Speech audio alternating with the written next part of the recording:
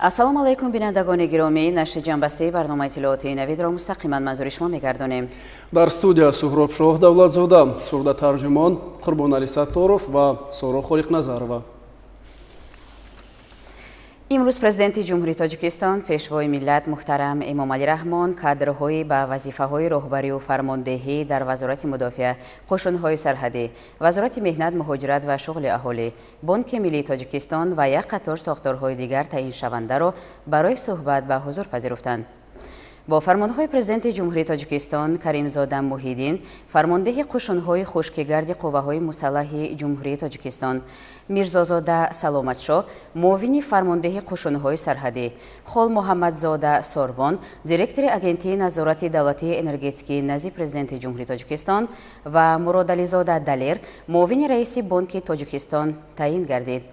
با قرارهای حکومت جمهوری تاجیکستان، عبدالرحمنزاده عنایت‌الله، معاون وزیر مدافع اوید به عقبگاه، رحمان اسلام‌الدین، دیرکتور اجنسی استانداردیزاسیا، مترولوژی، سرتیفیکاسیا و نظارت سودا، رجبزاده حیدرعلی، سردار خدمات ضد انحصاری، کریمزاده نسیمجان، معاون یکمی وزیر مهنت، مهاجرت و شغل اهالی، نورزاده شریف، معاون وزیر مهنت، مهاجرت و شغل اهالی، اشورعلیزاده عبدالرحمن، معاون وزیر مهنت، مهاجرت و شغل اهالی، عالمزاده ظاهر، معاون یکم رئیس کمیته تلویزیون و رادیو، قربانزاده عثمان علی، معاون یکم دیرکتور اجنسی سپورت اجتماعی و نفقه، ستارزاده باباجان، رئیس دانشگاه دولتی مالیه و اقتصادی تاجیکستان تعیین گردیدند. به همین ترتیب همچنین راهبران مرکز ملی ترجمه نزد کمیته زبان و اصطلاحات و مأموریت منطقه‌های آزاد اقتصادی اشکاشیم و دنغره با کادرهای جوان و ورزیده عوض کرده شدند. با دستور پرزیدنت جمهوری تاجیکستان، دیرکتور گنرالی جمعیت سهامی کشاده فرودگاه بین المللی دوشنبه عبدالله‌زاده اسمت الله و معاونان او در رابطه با سنجش مالیوی و آشکار شدن کمبودی‌های جدی در فعالیتشان از وظیفه‌ها آزاد کرده شدند. در موافقه با پرزیدنت جمهوری تاجیکستان به وظیفه‌های راهبری و فرماندهی در ساختارهای وزارت مدافع و قشون‌های سرحدی کادرهای جوان و ورزیده صاحب تخصص این ساحه‌ها تعیین گردیدند. سروری دولت محترم امامعلی رحمان ضمن صحبت نخست به کادرهای در بخش‌های مدافع و حفظ سرحدی دولتی تعیین شده مراجعت نموده آنها را پیش از همه به پرزور نمودن نظارت انتظامی حربی، بلند برداشتن سطح آمادگی دائمی جنگی جزء و تام‌های نظامی، از خود نمودن زبان‌های بین المللی و تکنیک و تکنولوژی معاصر حربی و بخصوص به خدمت صادقانه و صافدلانه به وطن و مردم تاجیکستان هدایت نمودند. دستور و توصیه‌های مشخص همچنین دایر به تقویت بخشیدن ترتیب و نظام و نظارت در همه سمت‌های فعالیت ساختارهای نوبرده، از جمله پرزور نمودن نظارت در استفاده سرشته‌کارانه نیروی برق، کم کردن تلفات تکنیکی و پیشگیری از استفاده غیرقانونی آن داده شد. تأکید گردید که به انتخاب و جابجاگذاری کادرها به خصوص در مقامات نظارتی به سویه دانش و مهارت، کسبیت و حس مسئولیت شناسی آنها توجه جدی ظاهر کرده شود. فرمان پرزیدنت جمهوری تاجیکستان درباره از وظیفه فرمانده قشون‌های خشکیگرد قوه‌های مسلح جمهوری تاجیکستان آزاد نمودن سفرزاده. مطابق ماده 69 کنستیتوسیای جمهوری تاجیکستان فرمان می‌دهم سفرزاده جمشید سفر با سبب به کار دیگر گذاشتن از وظیفه فرمانده قشون‌های خشکیگرد قوه‌های مسلح جمهوری تاجیکستان آزاد کرده شود. پرزیدنت جمهوری تاجیکستان امامعلی رحمان شهر دوشنبه 2 می سال 2025 فرمان پرزیدنت جمهوری تاجیکستان درباره از وظیفه معاون فرمانده قشون‌های سرحدی کمیته دولتی امنیت ملی جمهوری تاجیکستان اوید به کارهای سیاسی تربیوی آزاد نمودن نظر زده. مطابق ماده 69 کنستیتوسیای جمهوری تاجیکستان فرمان می‌دهم نظرزاده تورابک کمال با سبب به کار دیگر گذاشتن از وظیفه معاون فرمانده قشون‌های سرحدی کمیته دولتی امنیت ملی جمهوری تاجیکستان اوید به کارهای سیاسی تربیوی آزاد کرده شود. پرزیدنت جمهوری تاجیکستان امامعلی رحمان شهر دوشنبه 2 می سال 2025 فرمان پرزیدنت جمهوری تاجیکستان درباره از وظیفه معاون یکم دیرکتور اجنسی نظارت مواد نشأه‌آور نزد پرزیدنت جمهوری تاجیکستان آزاد نمودن رحیمزاده. مطابق ماده 69 کنستیتوسیای جمهوری تاجیکستان فرمان می‌دهم رحیمزاده رحمان علی همراه با سبب به نفقه برآمدن از وظیفه معاون یکم دیرکتوری اگنتی نظارت مواد نشآوری نزد پرزیدنت جمهوری تاجیکستان آزاد کرده شود. پرزیدنت جمهوری تاجیکستان امامعلی رحمان شهر دوشنبه 2 می سال 2025 قرار حکومت جمهوری تاجیکستان از 2 می سال 2025 درباره از وظیفه معاونی وزیر مهنت، مهاجرت و شغل اهالی جمهوری تاجیکستان آزاد نمودن نادری. حکومت جمهوری تاجیکستان قرار می‌کند نادری شهنازه انور با سبب به کار دیگر گذاشتن از وظیفه معاونی وزیر مهنت، مهاجرت و شغل اهالی جمهوری تاجیکستان آزاد کرده شود. رئیس حکومت جمهوری تاجیکستان امامعلی رحمان قرار حکومت جمهوری تاجیکستان از 2 می سال 2025 درباره معاون وزیر مهنت، مهاجرت و شغل اهالی جمهوری تاجیکستان تعیین نمودن اشورعلی زاده. حکومت جمهوری تاجیکستان قرار می‌کند اشورعلی زاده عبدالرحمن اشورعلی معاون وزیر مهنت، مهاجرت و شغل اهالی جمهوری تاجیکستان تعیین کرده شود. رئیس حکومت جمهوری تاجیکستان امامعلی رحمان قرار حکومت جمهوری تاجیکستان از 2 می سال 2025 درباره از وظیفه دیرکتوری اگنتی استانداردیزاسیا، مترولوژیا، سرتیفیکاسیا و نظارت سودای نزد حکومت جمهوری تاجیکستان آزاد نمودن عبدالوهاب زاده. حکومت جمهوری تاجیکستان قرار می‌کند عبدالوهاب زاده تیمورجان نظرالله بنابر وفاتش از وظیفه دیرکتوری اگنتی استانداردیزاسیا، مترولوژیا، سرتیفیکاسیا و نظارت سودای نزد حکومت جمهوری تاجیکستان آزاد کرده شود. رئیس حکومت جمهوری تاجیکستان امامعلی رحمان قرار حکومت جمهوری تاجیکستان از 2 می سال 2025 درباره از وظیفه سردار خدمات ضد انحصاری نزد حکومت جمهوری تاجیکستان آزاد نمودن رحمان اسلام الدین. حکومت جمهوری تاجیکستان قرار می‌کند رحمان اسلام الدین خیرالدین با سبب به کار دیگر گذاشتن از وظیفه سردار خدمات ضد انحصاری نزد حکومت جمهوری تاجیکستان آزاد کرده شود. رئیس حکومت جمهوری تاجیکستان امامعلی رحمان قرار حکومت جمهوری تاجیکستان از 2 می سال 2025 درباره از وظیفه رکتور مؤسسه تعلیمی دانشگاه دولتی مالیه و اقتصاد تاجیکستان آزاد نمودن عبدالعلیم زاده. حکومت جمهوری تاجیکستان قرار می‌کند عبدالعلیم زاده حکیم بیک عبدالعلیم با سبب به کار دیگر گذاشتن از وظیفه رکتور مؤسسه تعلیمی دانشگاه دولتی مالیه و اقتصاد تاجیکستان آزاد کرده شود. رئیس حکومت جمهوری تاجیکستان امامعلی رحمان قرار حکومت جمهوری تاجیکستان از 2 می سال 2025 درباره از وظیفه دیرکتور گنرالی جمعیت سهامی کشوده فرودگاه بین‌المللی دوشنبه آزاد نمودن عبدالله زاده. حکومت جمهوری تاجیکستان قرار می‌کند عبدالله زاده اسمت‌الله فیض‌الله از وظیفه دیرکتور گنرالی جمعیت سهامی کشوده فرودگاه بین‌المللی دوشنبه آزاد کرده شود. رئیس حکومت جمهوری تاجیکستان امامعلی رحمان قرار حکومت جمهوری تاجیکستان از 2 می سال 2025 درباره از وظیفه دیرکتور اگنتی خرید دولتی مال، کار و خدمت رسانی نزد حکومت جمهوری تاجیکستان آزاد نمودن شریف زاده.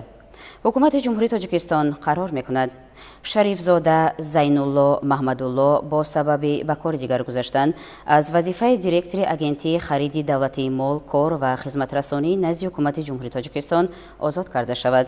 رئیس حکومت جمهوری تاجیکستان امامعلی رحمان قرار حکومت جمهوری تاجیکستان از 2 می سال 2025 درباره از وظیفه معاون یکم دیرکتور اگنتی سقوط اجتماعی و نفقه نزد حکومت جمهوری تاجیکستان آزاد نمودن عبدالرحمن زاده. حکومت جمهوری تاجیکستان قرار می‌کند عبدالرحمن زاده جمیله اکتمجان با سبب به کار دیگر گذاشتن از وظیفه معاون یکم دیرکتور اگنتی سقوط اجتماعی و نفقه نزد حکومت جمهوری تاجیکستان آزاد کرده شود. رئیس حکومت جمهوری تاجیکستان امامعلی رحمان قرار حکومت جمهوری تاجیکستان از 2 می سال 2025 درباره از وظیفه راهبری مأموریت منطقه آزاد اقتصادی دنغره آزاد نمودن رحمانزاده.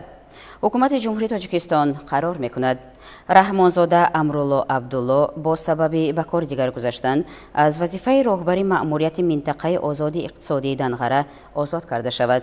رئیس حکومت جمهوری تاجیکستان امامعلی رحمان قرار حکومت جمهوری تاجیکستان از 2 می سال 2025 درباره از وظیفه راهبری مأموریت منطقه آزاد اقتصادی اشکاشیم آزاد نمودن طاهر جانزاده. ҳукумати ҷумҳурии тоҷикистон қарор мекунад тоҳирҷонзода сураҷ ғуломмамад бо сабаби ба кори дигар гузаштан аз вазифаи роҳбари маъмурияти минтақаи озоди иқтисодии ишкошим озод карда шавад. раиси ҳукумати ҷумҳурии тоҷикистон эмомалӣ раҳмон. фармони президенти ҷумҳурии тоҷикистон дар бораи муовини раиси бонки миллии тоҷикистон таъин намудани Мурод Ализода. мутобиқи моддаи 69 Конститутсияи ҷумҳурии тоҷикистон фармон медиҳам Мурод Ализода Далер Усмон муовини раиси бонки миллии тоҷикистон таъин карда шавад. фармони мазкур барои тасдиқ ба маҷлиси намояндагони маҷлиси олии ҷумҳурии тоҷикистон пешниҳод карда шавад. президенти ҷумҳурии тоҷикистон Эмомалӣ Раҳмон шаҳри Душанбе 2 май соли 2025. фармони президенти ҷумҳурии тоҷикистон дар бораи директори агентии назорати давлатии энергетикӣ назди президенти ҷумҳурии тоҷикистон таъин намудани Хол Муҳаммадзода. мутобиқи моддаи 69 Конститутсияи ҷумҳурии тоҷикистон фармон медиҳам Хол Муҳаммадзода Сорбони Амирхонӣ директори агентии назорати давлатии энергетикӣ назди президенти ҷумҳурии тоҷикистон таъин карда шавад. президенти ҷумҳурии тоҷикистон Эмомалӣ Раҳмон шаҳри Душанбе 2 май соли 2025. фармони президенти ҷумҳурии тоҷикистон дар бораи фармондеҳи қушунҳои хушкигарди қувваҳои мусаллаҳи ҷумҳурии тоҷикистон таъин намудани Каримзода. мутобиқи моддаи 69 Конститутсияи ҷумҳурии тоҷикистон фармон медиҳам Каримзода Муҳиддин Тоҷиддин фармондеҳи қушунҳои хушкигарди қувваҳои мусаллаҳи ҷумҳурии тоҷикистон таъин карда шавад. президенти ҷумҳурии тоҷикистон Эмомалӣ Раҳмон шаҳри Душанбе 2 май соли 2025. фармони президенти ҷумҳурии тоҷикистон дар бораи муовини фармондеҳи қушунҳои сарҳадии Кумитаи давлатии амнияти миллии ҷумҳурии тоҷикистон оид ба корҳои сиёсии тарбиявӣ таъин намудани Мирзозода. мутобиқи моддаи 69 Конститутсияи ҷумҳурии тоҷикистон фармон медиҳам Мирзозода Саломатшо Бозорбой муовини фармондеҳи қушунҳои сарҳадии Кумитаи давлатии амнияти миллии ҷумҳурии тоҷикистон оид ба корҳои сиёсии тарбиявӣ таъин карда шавад. президенти ҷумҳурии тоҷикистон Эмомалӣ Раҳмон шаҳри Душанбе 2 май соли 2025. қарори ҳукумати ҷумҳурии тоҷикистон аз 2 май соли 2025 дар бораи муовини вазири мудофиаи ҷумҳурии тоҷикистон оид ба ақибгоҳ таъин намудани Абдураҳмонзода. ҳукумати ҷумҳурии тоҷикистон қарор мекунад Абдураҳмонзода Иноятулло Абдураҳмон муовини вазири мудофиаи ҷумҳурии тоҷикистон оид ба ақибгоҳ таъин карда шавад. раиси ҳукумати ҷумҳурии тоҷикистон Эмомалӣ Раҳмон. қарори ҳукумати ҷумҳурии тоҷикистон аз 2 май соли 2025 дар бораи муовини якуми вазири меҳнат, муҳоҷират ва шуғли аҳолии ҷумҳурии тоҷикистон таъин намудани Каримзода. ҳукумати ҷумҳурии тоҷикистон қарор мекунад Каримзода Насимҷон Самиҷон муовини якуми вазири меҳнат, муҳоҷират ва шуғли аҳолии ҷумҳурии тоҷикистон таъин карда шавад. раиси ҳукумати ҷумҳурии тоҷикистон Эмомалӣ Раҳмон. қарори ҳукумати ҷумҳурии тоҷикистон аз 2 май соли 2025 дар бораи муовини вазири меҳнат, муҳоҷират ва шуғли аҳолии ҷумҳурии тоҷикистон таъин намудани Ашурализода. ҳукумати ҷумҳурии тоҷикистон қарор мекунад Ашурализода Абдураҳмон Ашуралӣ муовини вазири меҳнат, муҳоҷират ва шуғли аҳолии ҷумҳурии тоҷикистон таъин карда шавад. раиси ҳукумати ҷумҳурии тоҷикистон Эмомалӣ Раҳмон. қарори ҳукумати ҷумҳурии тоҷикистон аз 2 май соли 2025 дар бораи муовини вазири меҳнат, муҳоҷират ва шуғли аҳолии ҷумҳурии тоҷикистон таъин намудани Норзода. ҳукумати ҷумҳурии тоҷикистон қарор мекунад Норзода Шариф Сангимурод муовини вазири меҳнат, муҳоҷират ва шуғли аҳолии ҷумҳурии тоҷикистон таъин карда шавад.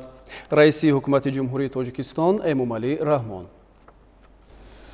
қарори ҳукумати ҷумҳурии тоҷикистон аз 2 май соли 2025 дар бораи директори агентии стандартизатсия, метрология, сертификатсия ва нозироти савдои назди ҳукумати ҷумҳурии тоҷикистон таъин намудани Раҳмон Исломиддин.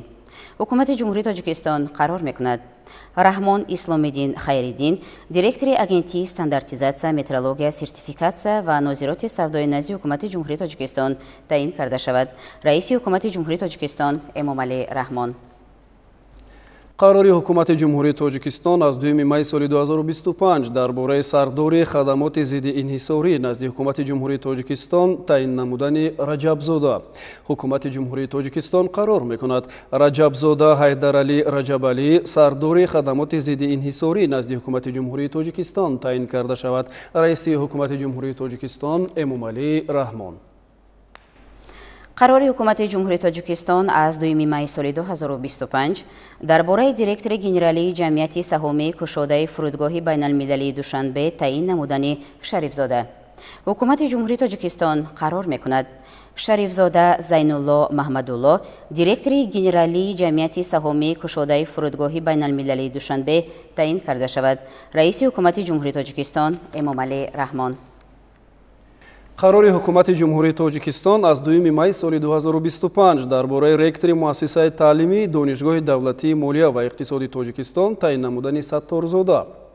ҳукумати ҷумҳурии тоҷикистон қарор мекунад Сатторзода Бобоҷон Абдуҷаббор ректори муассисаи таълимии донишгоҳи давлатии молия ва иқтисодии тоҷикистон таъин карда шавад. раиси ҳукумати ҷумҳурии тоҷикистон Эмомалӣ Раҳмон. қарори ҳукумати ҷумҳурии тоҷикистон аз 2 майи соли 2025 дар бораи муовини якуми директори агентии суғуртаи иҷтимоӣ ва нафақаи назди ҳукумати ҷумҳурии тоҷикистон таъин намудани Қурбонзода. ҳукумати ҷумҳурии тоҷикистон қарор мекунад Қурбонзода Усмоналӣ Қурбон муовини якуми директори агентии суғуртаи иҷтимоӣ ва нафақаи назди ҳукумати ҷумҳурии тоҷикистон таъин карда шавад. раиси ҳукумати ҷумҳурии тоҷикистон Эмомалӣ Раҳмон. қарори ҳукумати ҷумҳурии тоҷикистон аз 2 майи соли 2025 дар бораи роҳбари маъмурияти минтақаи озодии иқтисодии Ишкошим таъин намудани Некқадамзода. ҳукумати ҷумҳурии тоҷикистон қарор мекунад Некқадамзода Илол Гулбек роҳбари маъмурияти минтақаи озодии иқтисодии Ишкошим таъин карда шавад. раиси ҳукумати ҷумҳурии тоҷикистон Эмомалӣ Раҳмон. қарори ҳукумати ҷумҳурии тоҷикистон аз 2 майи соли 2025 дар бораи роҳбари маъмурияти минтақаи озоди иқтисодии Данғара таъин намудани Собирзода.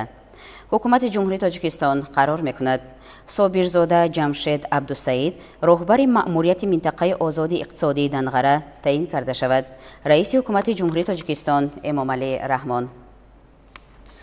қарори ҳукумати ҷумҳурии тоҷикистон аз 2 майи соли 2025 дар бораи директори муассисаи давлатии Маркази миллии тарҷумаи назди Кумитаи забон ва истилоҳоти назди ҳукумати ҷумҳурии тоҷикистон таъин намудани Дӯстзода.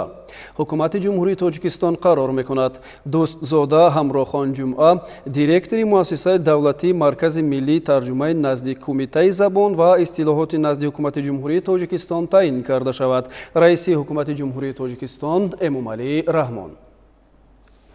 қарори ҳукумати ҷумҳурии тоҷикистон аз 2 майи соли 2025 дар бораи муовини якуми раиси Кумитаи телевизион ва радиои назди ҳукумати ҷумҳурии тоҷикистон таъин намудани Олимзода. ҳукумати ҷумҳурии тоҷикистон қарор мекунад Олимзода Зоҳир Олим муовини якуми раиси Кумитаи телевизион ва радиои назди ҳукумати ҷумҳурии тоҷикистон таъин карда шавад. раиси ҳукумати ҷумҳурии тоҷикистон Эмомалӣ Раҳмон.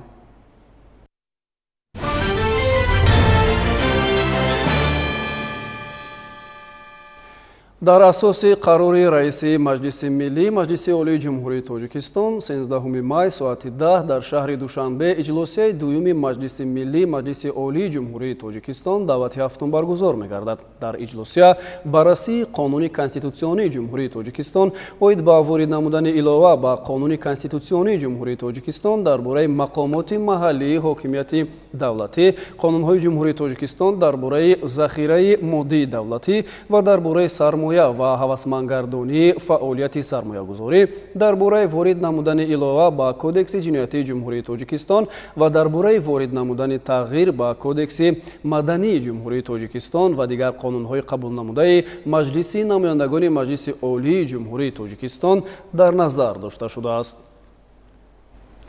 имрӯз таҳти раёсати раиси Маҷлиси намояндагони Маҷлиси Олии Ҷумҳурии Тоҷикистон Файзалӣ Идизода ҷаласаи навбатии иҷлосияи якуми Маҷлиси намояндагони Маҷлиси Олии Ҷумҳурии Тоҷикистон давати ҳафтум баргузор гардид. дар иҷлосия созишнома байни Ҷумҳурии Тоҷикистон ва Бонки Аврупои таҷдид ва рушд вобаста ба лоиҳаи таҷдиди роҳи автомобилгарди Данғара Гулистон ва созишномаи рақами 1 оид ба ворид намудани тағйирот ба созишномаи қарзӣ аз 11 марти соли 2022 байни Ҷумҳурии тоҷикистон ва бонки аврупоӣ таҷдид ва рушд вобаста ба лоиҳаи барқарорсозии системаи обтаъминкунӣ ва обпарто дар ноҳияи Файзобод мавриди баррасӣ қарор гирифта, аз рӯи масъалаҳои баррасӣ гардида қарорҳои дахлдор қабул карда шуд. Масъалаҳои рӯзномаро ба вакилони маҷлиси намояндагон масъулони соҳавӣ муаррифӣ намуданд. Инчунин бо қарори Ассамблеяи байнипарламентии давлатҳои иштирокчии Иттиҳоди давлатҳои мустақил барои саҳми барҷаста дар ташаккули фазои иттилоотии иттиҳод, раиси кумитаи маҷлиси намояндагон оид ба қонунгузорӣ ва ҳуқуқи инсон Рустами Шоҳмурод бо медали тиллоии дарахти дӯстии Ассамблеяи байнипарламентии давлатҳои иштирокчии Иттиҳоди давлатҳои мустақил сарфароз гардонида шуд.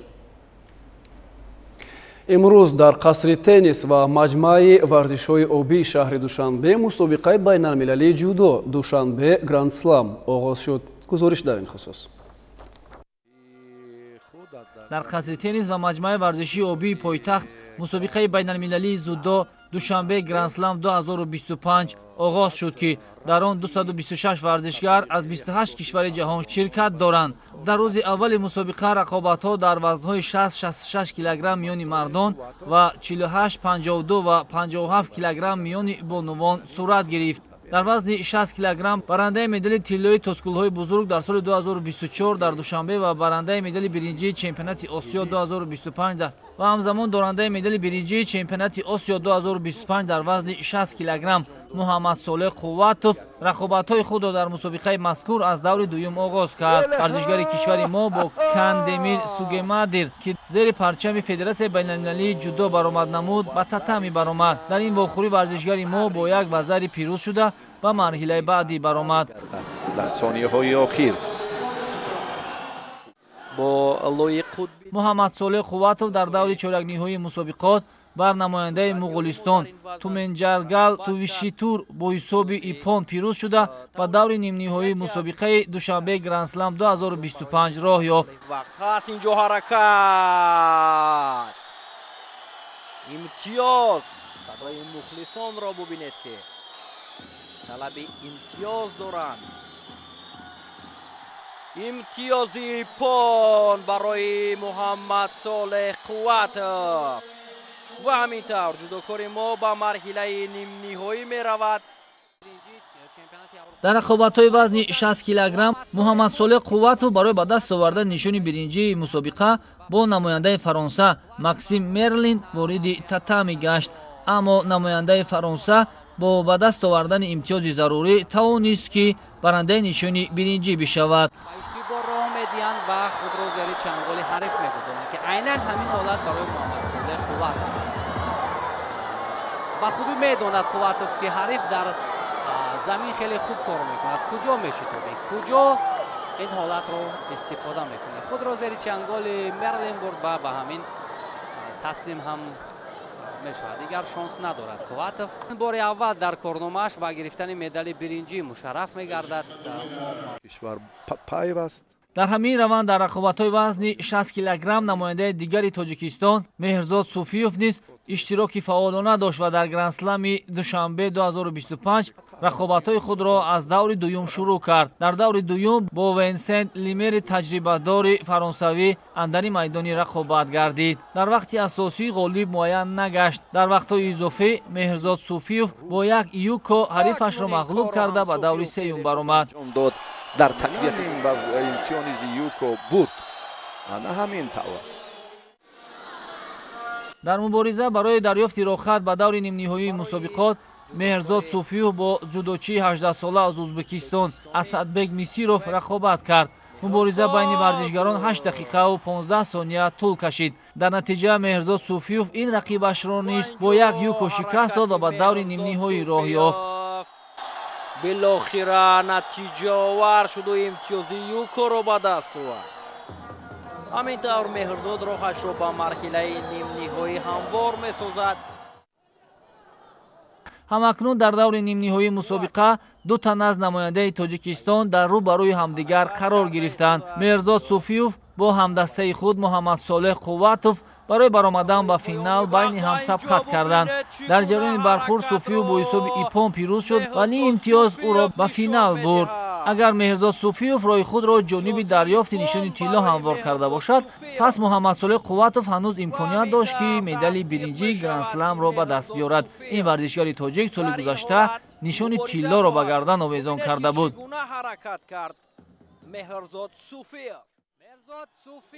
намояндаи дигари Тоҷикистон дар вазни 60 килограмм Меҳрзод Суфиев ки ба финал роҳ ёфта буд, дар мубориза бар муқобили Баллабай Агаев шикаст хӯрд ва он низ натавонист нишони тиллоро ба гардан овезон кунаду ҳамин гуна дар Гранд-Слами Душанбе дуюм шуд. барои Меҳрзод Суфиев дар корномаи варзишиаш ин беҳтарин натиҷа маҳсуб меёбад.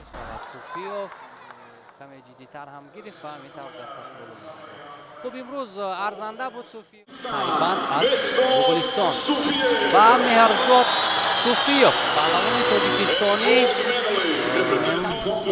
بعد از چند لحظه با رقابت پهلوانان وزن تا 66 کیلوگرم намояндагони дигари Тоҷикистон дар вазни 60 килограмм Лоиқ Қутбиддинов ва Ҳақдод Гулов дар нахустин хувозмоии худ аз рақибонашон шикаст хӯрда, ҳуқуқи муборизаро барои ишғоли зинаҳои ифтихорӣ дар Гранд-Слами Душанбе аз даст доданд. иштибоҳ кард ва зариро аз даст дод. имкон дорад, ҳоловат ҳаст, аммо боз юкоро аз даст дод дар муқобили варзишгари бо таҷрибаи мо. дар рақобатҳои вазни 66 килограмм низ 4 тан аз намояндаи Тоҷикистон дар рӯзи аввали қуввозмоӣ вориди майдон гаштанд. дорандаи медали биринҷии чемпионати Осиё дар соли 2025 паҳлавони маъруфи тоҷик Обид Ҷебов дар нахустин хувозмоияш бо як вазари бар Илия Илни ки таҳти парчами Федератсияи байналмилалии ҷудо баромад мекард, пирӯз шуд. имтиёзи тиллоиро ба даст оварданд. дар даври чоракниҳои мусобиқа Обид Ҷебов бо варзишгари туркман Тоили Муродов бо ҳисоби ипон пирӯз шуда ба даври нимниҳоии мусобиқаи Гранд-Слами Душанбе роҳ ёфт.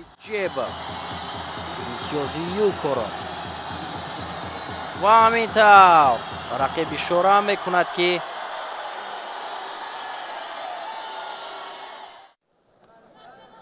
дар рақобатҳои даври нимниҳоии мусобиқоти мазкур Обид Ҷебов бо Яшар Наҷафи 25 сола аз кишвари Озарбойҷон майдондорӣ кард.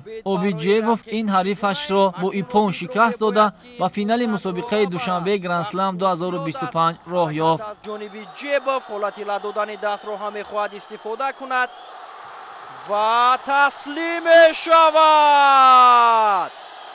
ҷудокори озарбойҷонӣ дар кӯтоҳтарин фурсат дар ҳолати ла додани даст. яке аз ҷудокорони ҷавон ва умедбахши тоҷики 18 сол дорад. Ёсин Бобокаллонов барои аввалин бор дар Гранд-Слам баромад намуд. рақиби нахустини ӯ Руфат Александров ки таҳти парчами Федератсияи байналмилалии зудо рақобат мекард, қуввозмоӣ карда бо ҳисоби ипон пирӯз шуда ва марҳилаи баъдӣ роҳ ёфт.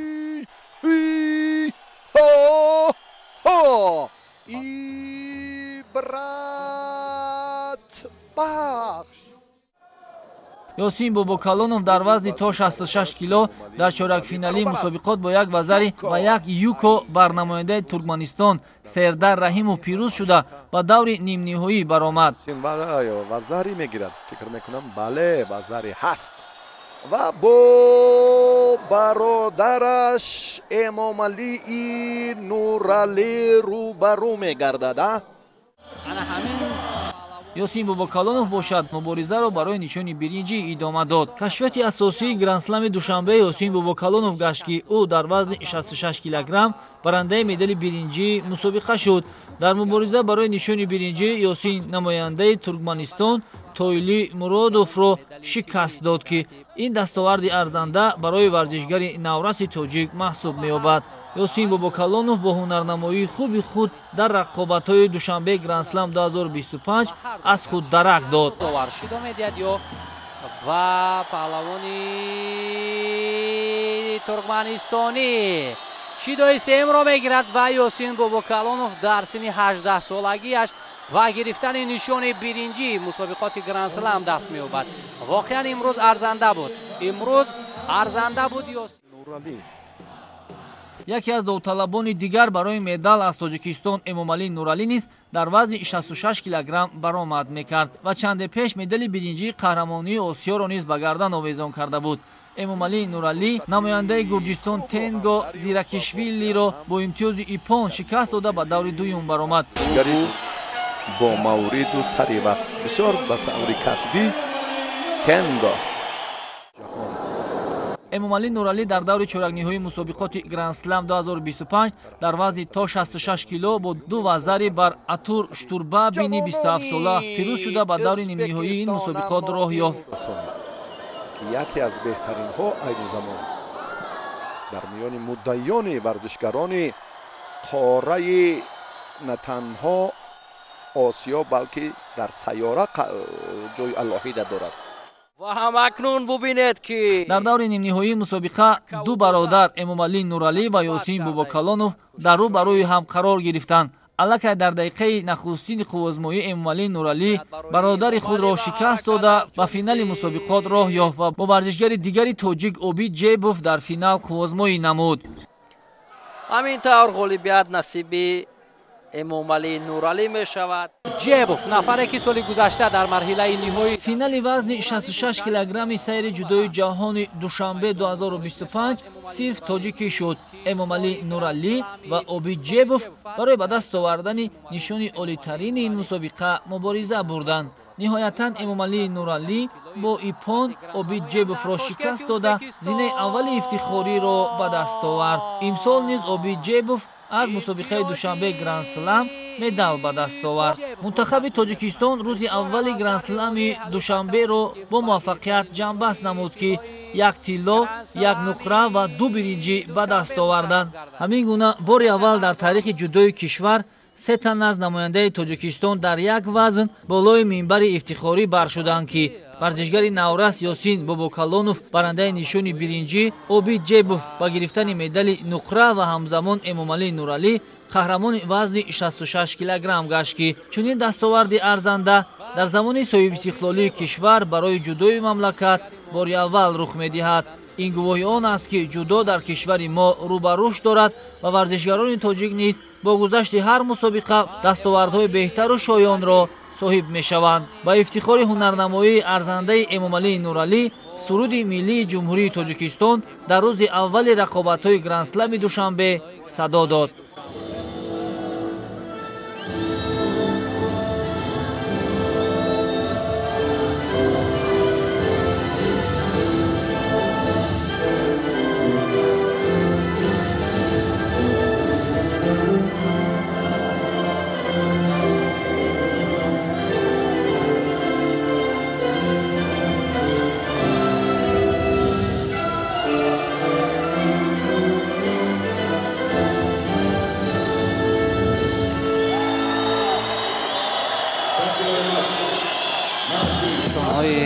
биринҷи Обид Ҷебов медали нуқра ва Эмомалӣ Нуралӣ қаҳрамони ин вазн гардид дар вазни то 66 килограмм.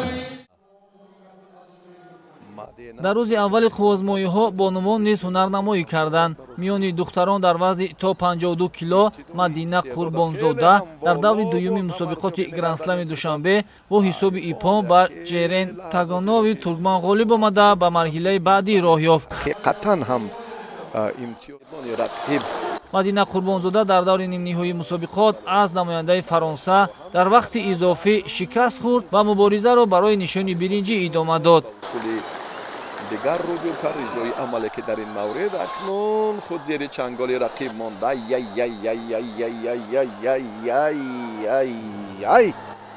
чӣ ҳолате ки рух дода. ниҳоятан Мадина Қурбонзода дар рақобатҳои вазни то 52 килограмм миёни бонувон дар мубориза барои нишони биринҷӣ намояндаи ҷумҳурии мардумии Чин Хишу Чиганро шикаст дод ва ин нишони арзандаро ба гардан овезон кард. барои Мадина Қурбонзодаи ҷавон ин дастоварди арзанда аз мусобиқоти сайри ҷудои ҷаҳонӣ ба ҳисоб меравад. дар вазни 52 килограмм миёни бонувон нишони тилло ба Фаронса рафт. зинаи аввалро Амандин Бучард бо шикаст додани Муҳайё Аҳмадова аз Ӯзбекистон ба даст овард. ҳамакнун дар рӯзи дуюми мусобиқа боз як қатор варзишгарони соҳибноми кишвар шарафи тоҷикистонро дар душанбе гранд-слам 2025 муаррифӣ хоҳанд кард. бахусус рақобатҳо дар вазни 73 килограмм 81 килограмм миёни мардон баргузор мешавад ки дар ин вазнҳо тоҷикистонро чеҳраҳои намоёни ҷудои кишвар ба монанди Абубакр Шеров, Беҳрӯзи Хоҷазода, Сомон Маҳмадбеков ва дигар нафарон муаррифӣ хоҳанд кард. таърихсозӣ кард. нахустин нафаре шуд ки аз миёни бонувони тоҷик ба гирифтани нишони биринҷи гранд-слам дар таърих мушарраф гардид.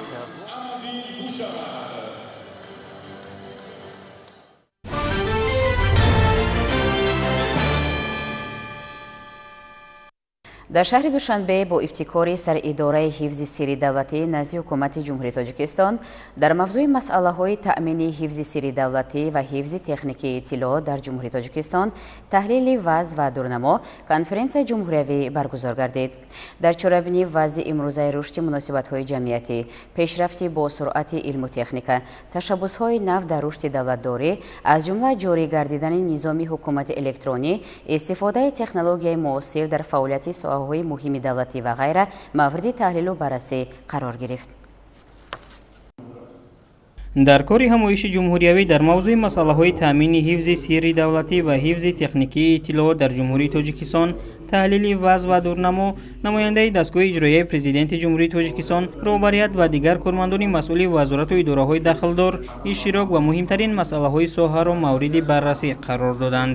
зимни ифтитоҳи чорабини роҳбарияти саridораи ҳифзи сирри давлатӣ назди ҳукумати ҷумҳурии тоҷикистон иброз намуданд ки маҳз дар натиҷаи таваҷҷуҳи пешвои миллат президенти ҷумҳурии тоҷикистон муҳтарам Эмомалӣ Раҳмон таи солҳои охир заминаҳои ташкилию ҳуқуқӣ, кадрӣ ва техникии саridораи ҳифзи сирри давлатӣ назди ҳукумати ҷумҳурии тоҷикистон такмил ёфта, ҷиҳати пешбурди босамари фаъолият шароити созгор фароҳам оварда шуд.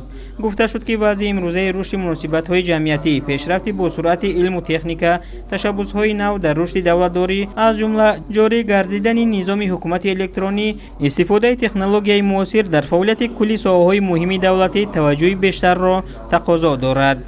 маҳз тавассути дастгириҳои пайвастаи пешвои миллат президенти ҷумҳурии тоҷикистон муҳтарам Эмомалӣ Раҳмон тасдиқ гардидани барномаи давлатии таҳкими ҳифзи сирри давлатӣ ва ҳифзи техникии иттилоот дар ҷумҳурии тоҷикистон барои солҳои 2022 ва 2026 ба рушди соҳа як такони ҷиддӣ бахшида истодааст. ҳадафу мақсади баргузории чорабинии имрӯза ин баррасии мушкилотҳои ҷойдошта дар самти ҳифзи сирри давлатӣ ва ҳарчи зудтар пайдо намудани роҳҳои ҳалли он мебошад.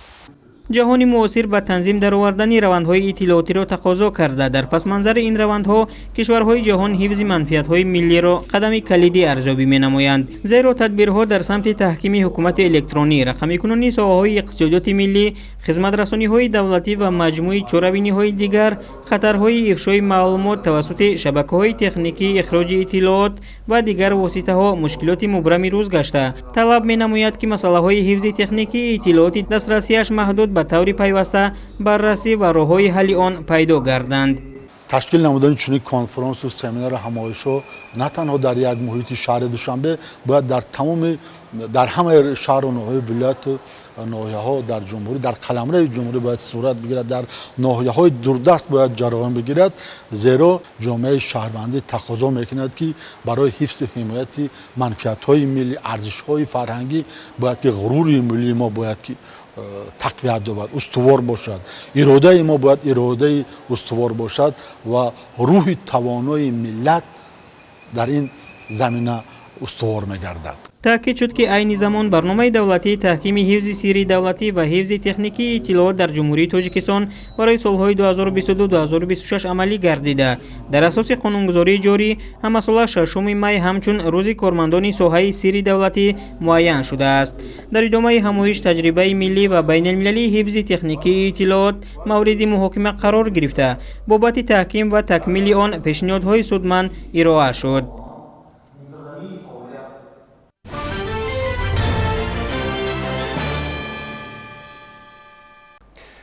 дар ноҳияи Овон бо иштироки масъулони прокуратура ва намояндагони дигар мақомоти ҳифзи ҳуқуқ, ташкилоту муассиса, масъулини шабакаҳои барқ, нозирони минтақавӣ ва ходимони дин оид ба масъалаҳои вобаста ба таъминоти барқ машварати фаҳмондадиҳӣ баргузор гардид. ضمن مشورت راهبریت ناحیه پروکورور و کارمندان مقامات حفظ حقوق وابسته به سندهای معیاری حقوقی ساحه انرژتیکا و استفاده نیروی برق، اینچنین پیشبرد کارهای فهماندهی با اهالی در هر عائله و بلند برداشتن فرهنگ استفاده نیروی برق از جانب ساکنان سخن گفتند. ابراز گردید که سری وقت و پرره پرداخت نمودن حق استفاده نیروی برق برای شهروندان رسالت انسانی محسوب می شود. باید هر ساکن مملکت و ماموران کارگاه و کارخانه و دیگر تشکیلات خوب درک کنند که در حالت از جانب استفاده برندگان سری وقت پرداخت نشدن این مبلغ خدمت رسانی دچار مشکلی می‌گردد. از این رو هر ساکن ناحیه و راهبران تشکیلات و مؤسسه ها باید مسئولیت بلند شهروندی نشان داده سری وقت مبلغ استفاده برق را پرداخت و آن را ثمرناک و درست استفاده نمایند. در همایش اطلاع داده شد که از جانب ساختارهای ایدئولوژی ناحیه و مقامات حفظ حقوق با مقصد در عمل تطبیق نمودن دستور و سپارش‌های پیشوای ملت محترم امام علی رحمان در سمت درست و ثمرناک استفاده بردن نیروی برق، رسانیدن محتوای تغییر الهه‌ها به کودکس جنایتی، پیشگیری قانون ویرانکنی در سمت استفاده قوای برق و رعایت طلبات قانونگذاری در این سمت منتظم در بین اهالی کارهای فهماندهی دایر کرده می‌شوند. یادآور می‌شویم که پرزیدنت جمهوری تاجیکستان محترم امام علی رحمان در مشورت کاری که 25 اپریل در قصر ملت با اشتراک مسئولین ساختارهای دولتی و راهبران لایحه‌های سرمایه‌گذاری دولتی در ساحه انرژتیکا دایر گردید، تاکید نمودند که تلفات نیروی برق و استفاده غیرقانونی آن در مملکت تشویش آور میباشد.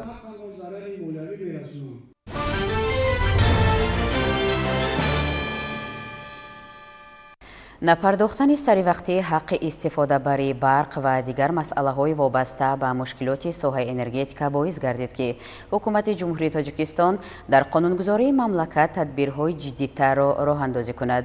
вобаста ба ҳамин мавзӯъ дар ноҳияи восеъ мулоқоти масъулони бахшу соҳаҳои марбута бо аҳли ҷамоатчигӣ доир гардид. با مقصد رعایت قاعده و معیارهای استفاده قوای برق و طبق طلبات‌های قانونگذاری تاجیکستان پیشگیری قانونشکنی در سمت استفاده قوای برق در ناحیه واسع با اشتراک اهل جماعتچگی ناحیه همایش معرفتی عامه فهمانی دایر گردید. در چاره‌بینی مذکور که با پیشنهاد مقامات پروکوراتورای ناحیه به راه مانده شد، پروکورور ناحیه واسع ماهیت طلبات قانونگذاری را در این سمت به طور ساده و روان شرح داده تاکید نمودند که در اجرای طلبات‌های قانون باید که همه شهروندان مسئولیت جدی حس نمایند. قوای برق را صرفه‌کارانه استفاده برده حق استفاده آن را سری وقت پرداخت نموده به عمل‌های غیرقانونی استفاده قوای برق راه ندهند، زیرا که شخص طلبات‌های قانون را ویران کرده است. طبق طلبات‌های کودکس جنایتی و کودکس حقوق ویرانکنی مأموری جمهوری تاجیکستان به جوابگری مأموری و جنایتی کشیده می شود. سپس نماینده پروکوراتورای ناحیه ماهیت و طلبات‌های کودکس جنایتی و کودکس حقوق ویرانکنی جمهوری تاجیکستان را در سمت استفاده قوای برق شرح دادند.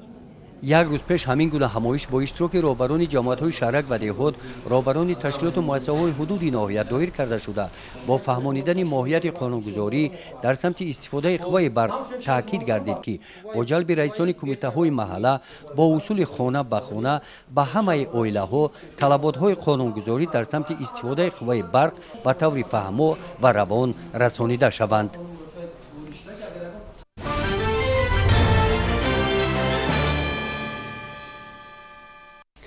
با مقصد توسعه رابطه‌های فرهنگی، تبادل تجربه‌ها و در این زمینه تکمیل دادن مهارت و ملکه هنری، آگاهی یافتن از دستاوردهای ایجادی همدیگر و فراهم آوردن شرایط مساعد بهره رشد صنعت تئاتری در شهر دوشنبه فستیوال بین‌المللی تئاترهای کسبی نوروز آغاز یافت. تفصیلات در این خصوص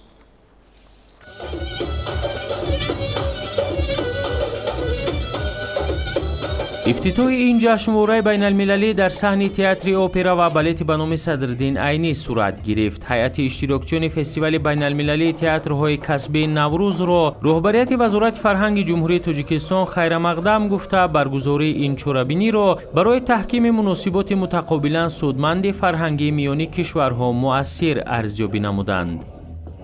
امروز در تمام تاجیکستان نوروز فرهنگی عید دارد. فرهنگ قامتش را راست کرده ایستاده است.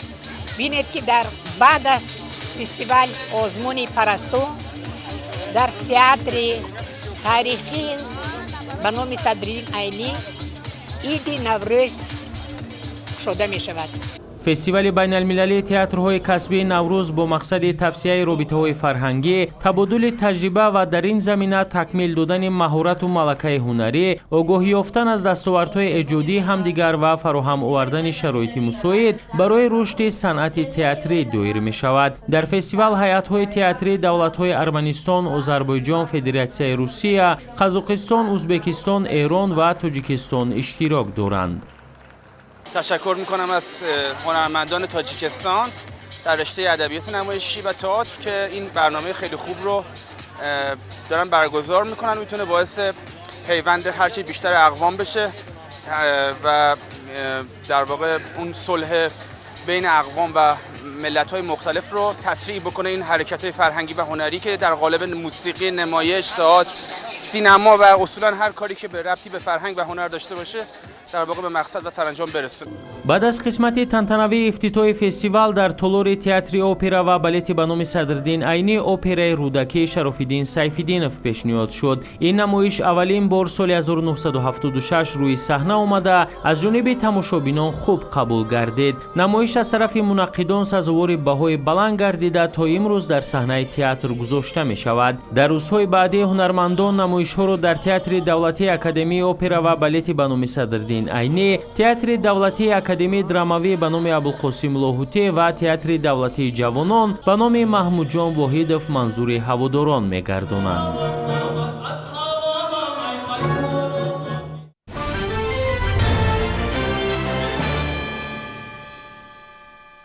با مقصد بهتر گردانیدن شرایط تعلیم و فراگیری بیشتر کودکان و نورسان به تحصیل در شهر ایصار سالهای آخر ساختمان مؤسسه‌های نوی تعلیمی و بناهای علاوگی به عنعنه نیک تبدیل یافته است. از جمله ساکنان دهه مولانجری بالای شهر ایصار به ساختمان بنای علاوگی مؤسسه تحصیلات میانه عمومی کمر همت بستند. میگوید همکار ما بختیار قادرزاده. در شهر ایصار با دستگیری مقامات اجرایی حکومت دولتی و سهم شخصان سخاوتپیشه ساختمان بنای علاوگی مؤسسه تحصیلات میانه عمومی رقم 77 دهه مولانجری بالا آغاز گردید. لایحه ساختمان از 8 صنفخانه و یک حجره کاری عبارت بوده در یک بست امکانیت فراهم می‌آورد که 200 نفر خواننده به تحصیل و تربیت فرا گرفته شوند. بنای نوی تعلیمی که طبق طلبات معاصر ساخته می شود برای بهتر کردن شرایط تعلیم و یاری بیان کودکان در موفقیت‌های آینده مساعدت خواهد کرد.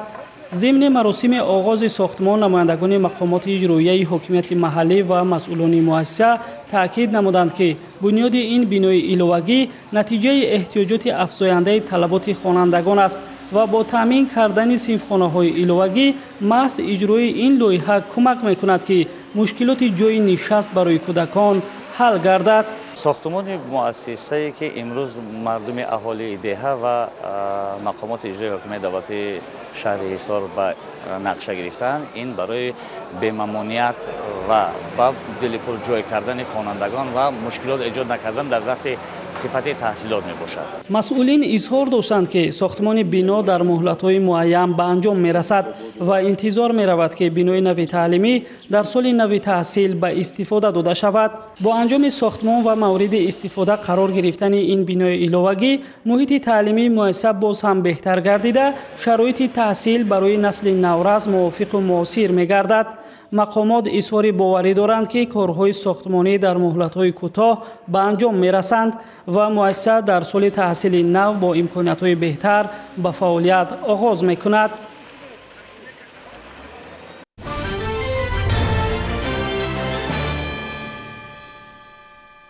ҳамасола дар саросари кишвар тибқи нақшачорабиниҳои Кумитаи ҳолатҳои фавқулода ва мудофиаи гражданӣ рӯзи мудофиаи граждании намунавӣ гузаронида мешавад. ҳадаф аз гузаронидани ин чорабиниҳо омӯзиши пеш аз ҳама пурра бартараф ва пешгирӣ кардани ҳолатҳои фавқулода маънидод мешавад. ҳамчунин як чорабинӣ дар ноҳияи Кушониён бо ҷалби омӯзгорону хонандагон роҳандозӣ гардид ки рафти он ҳамкорони мо гузориш медиҳанд. рӯзи мудофиаи граждании намунавии ноҳияи Кушониён дар доираи нақшачорабиниҳо дар сатҳи зарурӣ роҳандозӣ гардид. дар аввал иштирокдорони чорабинӣ ба дарсҳои кушоди омӯзгорон ворид гашта аз рафти таълиму тадрис дидан карданд. бо хонандагон суолу ҷавоб намудаю дониши онҳоро оид ба ҳолатҳои фавқулода санҷиданд.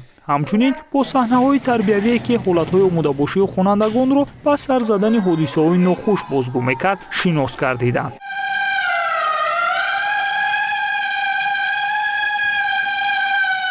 баъдан кори гурӯҳҳои ғайриҳарбӣ ё қувваи воситаҳои ғайринизомии ташкил намудаи муассиса оғоз гашт. дар навбати аввал нафароне ки ба огоҳӣ намудани хонандагону омӯзгорон муваззаф буданд бонги хатар зада тавассути балангӯяк ба саҳми ҳамагон расониданд то аз эҳтиёт кор гирифта ба ҷойҳои бехавф гузаранд.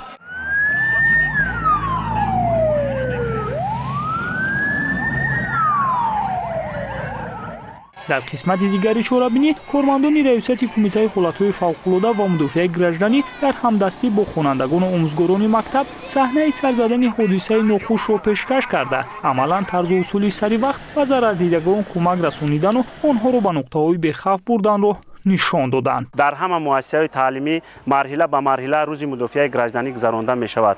мақсади гузарондани рӯзи мудофиаи гражданӣ пешгирии рафъи ҳолатҳои фавқулода ва талафоти ҷонӣ мебошад. нерӯҳои ғайриҳарбии ташкилгаштаи муассиса низ дар ин росто фаъолона ширкат варзида барои ба ҷойҳои бехавф кӯчондани хонандагон кӯмак карданд. дар нуқтаҳои алоҳида хаймаҳои сайёрро ташкил намудаю ба ҷароҳат бардоштагон кӯмаки аввалияи тиббӣ расониданд. ҳамчунин дигар дастаҳо низ аз рӯи вазифаи ӯҳдадориҳои худ амал карда сари вақт алангаи оташро хомӯш намуданд.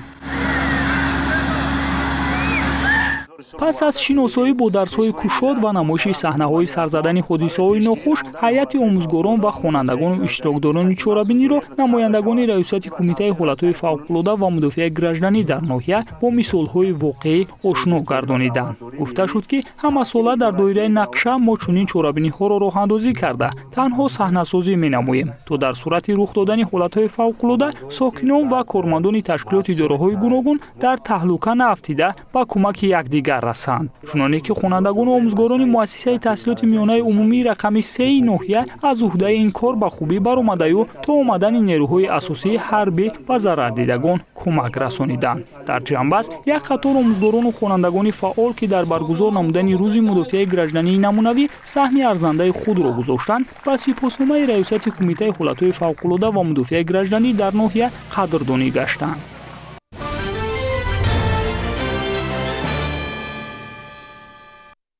бо ташаббуси кафедраи умумии донишгоҳӣ фалсафаи донишгоҳи миллии Тоҷикистон дар мавзӯи вазъ ва мушкилоти таълими фанни мантиқ дар мактабҳои олии ҷумҳурии Тоҷикистон конференсияи байналмилалии илмӣ назариявӣ баргузор гардид.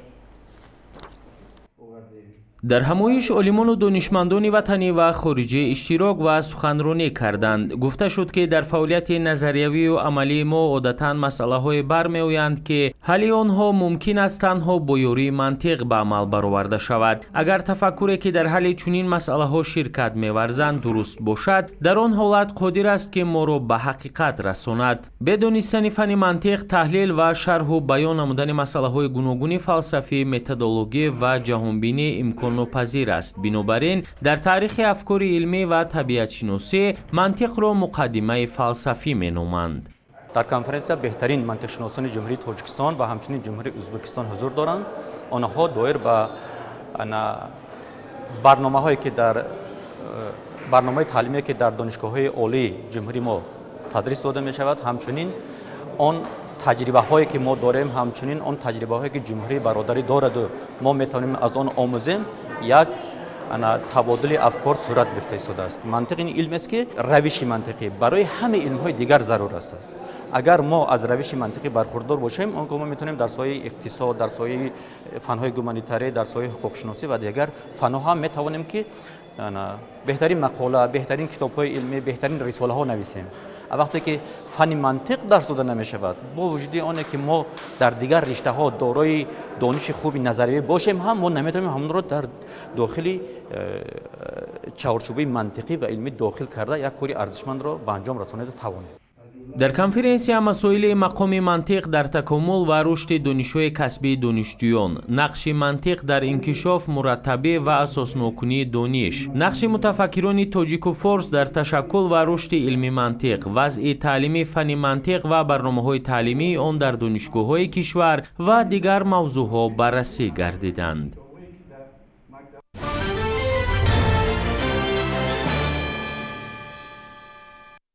масъалаҳои назарӣ ва амалии публисистикаи тоҷик дар замони муосир. зери ҳамин унвон дар факултаи журналистикаи донишгоҳи миллии тоҷикистон конференсияи ҷумҳуриявии илмию назариявӣ баргузор гардид.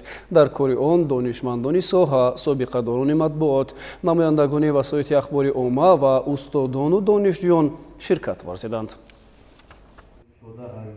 در کار همایش گفته شد که در جهان معاصر اهمیت پوبلیسیستیکا برجسته بودن، نقش پوبلیسیستان در بازتاب واقعیت زمان بارز می باشد. در زمان صاحب استقلالی بنیادکاری های عظیم از قبیل ترمیم و تجدید راهها، کندن نقبها، بنیاد نیروگاهها، ساختمان مؤسسه های نو تعلیمی، طبی، کارخانه های عظیم و امثال اینها انجام پذیرفته در ضمن تاجیکستان به کشور امن‌ترین سیاره تبدیل یافت. در سرگاه بنیادکاری ها و تامین صلح و ثبات در کشور، پیشوای معظم ملت پرزیدنت جمهوری تاجیکستان محترم امامعلی رحمان قرار دارند و کار و پیکار این شخصیت تاریخی در ادبیات بدیعی و پوبلیسیستی و مطبوعات دوره به طور برجسته انعکاس گردیده است. از اینجاست که موضوع و مطالب پوبلیسیستیکای تاجیک تغییر یافت و پوبلیسیستان بیشتر به مسائل سازندگی توجه نمودند. یکی از بخش و سمت‌های مهمی که در پیشرفت جامعه تازه استقلال ما نقش و موقع نظر است دارد، این پوبلیسیستیک شناسی است. خوشبختانه محض با ابتکارات یک زمره زیایان و موقعان این سمت علمی در سالهای اخیر رو به رشد آورده است و جوانان زیادی به کارهای علمی تحقیقاتی مشغول گردیده، اثرهای زیادی تالیف نمودند که امروز آنها به پیشرفت تفکر و جهانبینی اهل جامعه تاثیرگذار است. در کنفرانسیا مسائل شناخت پوبلیسیستیکا و پوبلیسیستیکا شناسی تاجیک در زمان معاصر، زمینه و عامل‌های تحول پوبلیسیستیکا پس از استقلال تاجیکستان، مرحله‌های رشد پوبلیسیستیکای تاجیک در دوران استقلال و چند موضوع و مسائل‌های دیگر بررسی گردیدند.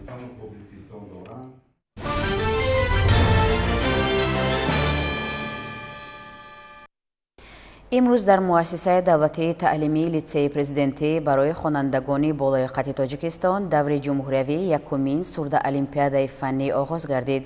المپیادا 2 روز دوام کرده، در آن زیاده از 180 نفر خواننده اشتراک می‌نماید.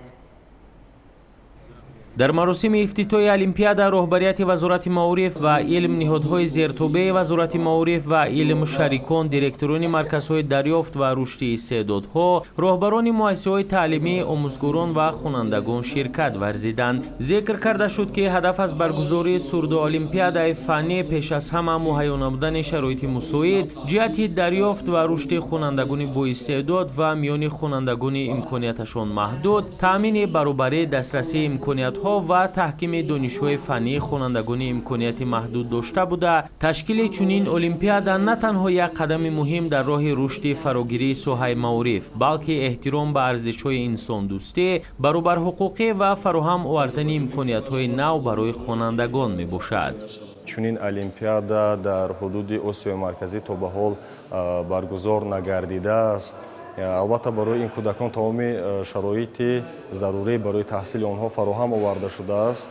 آنها در مؤسسه‌های مخصوص گردانیده شده تعلیم علم میکنند از روی برنامه ساده کرده شده، اما تا امروز برای آنها یگان خیلی سبقت‌هایی که با آنها انگیزه بخشد، توجه آنها را با آموزش عمیق‌تری фанҳои таълимӣ бештар намояд набуд. Аз ин бениҳоят шудем. сурдо олимпиадаи фанӣ дар соҳаи маорифи кишвар ва дар маҷмӯъ осиёи марказӣ таҷрибаи нав буда бо ташаббуси маркази ҷумҳуриявӣ дарёфт ва рушди истеъдодҳои вазорати маориф ва илм баргузор карда мешавад. хонандаи синфи 9Б мактаб интернати ҷумҳуриявӣ кӯдакони ношунавои ноҳияи рӯдакӣ мебошам. ин бори аввал аст ки сурдоолимпиадаи ҷумҳуриявӣ баргузор мегардад ва ман миннатдории худро ба ҳукумати ҷумҳурӣ ва вазорати маориф ва илми ҷумҳурии тоҷикистон мерасонам. сурдо олимпиадаи фанӣ аз ду давр дохили муассисавӣ ва ҷумҳуриявӣ иборат буда дар даври ҷумҳуриявӣ он 184 хонанда аз рӯи 5 фани таълимӣ аз 7 муассисаҳои давлатии таълимии навъи мактаби интернатҳо барои кӯдакони имконияташон маҳдуд, кар, гунг, шунавоиашон суст иштирок намуда донишозмоӣ мекунанд.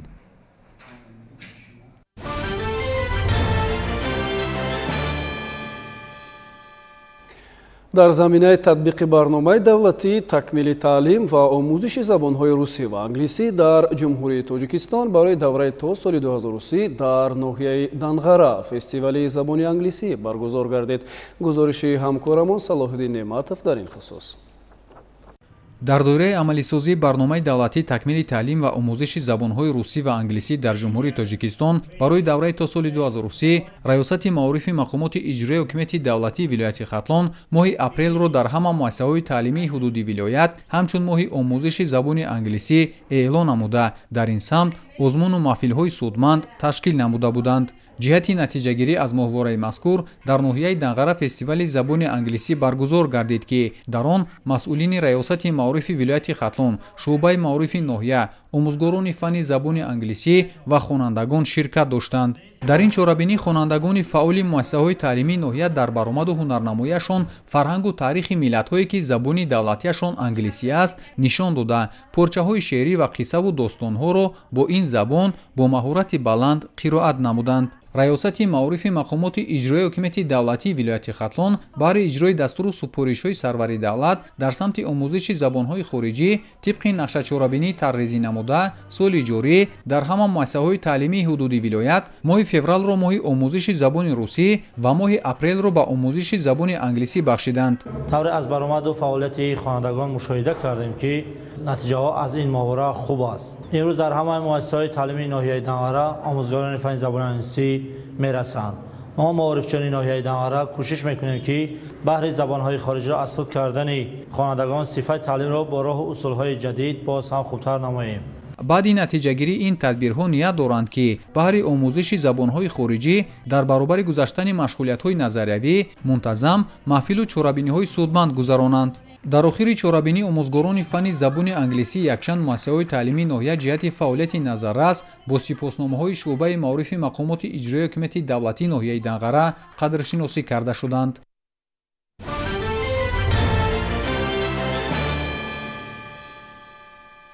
дар доираи 3 рӯзи моҳвораи ҷавонон дар шаҳри Ҳисор мусобиқаи футболи деҳа ба деҳа баргузор гардид.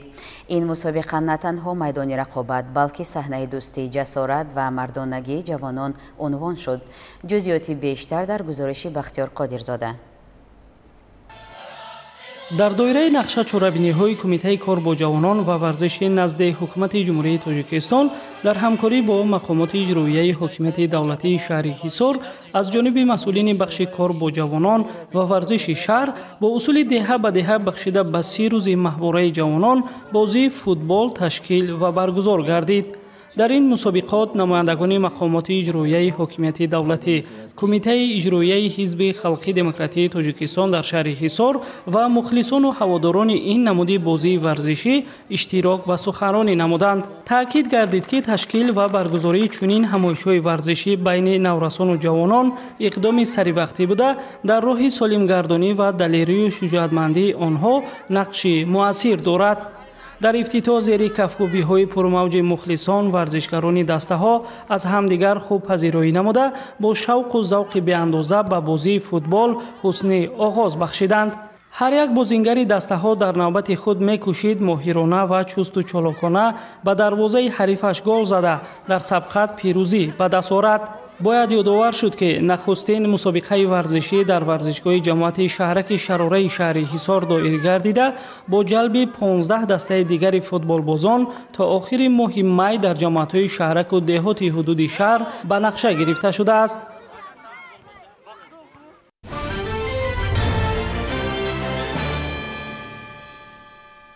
بینندگان گرامی، بود نشر جنبه 3 برنامه اطلاعاتی نوید. منظور شما.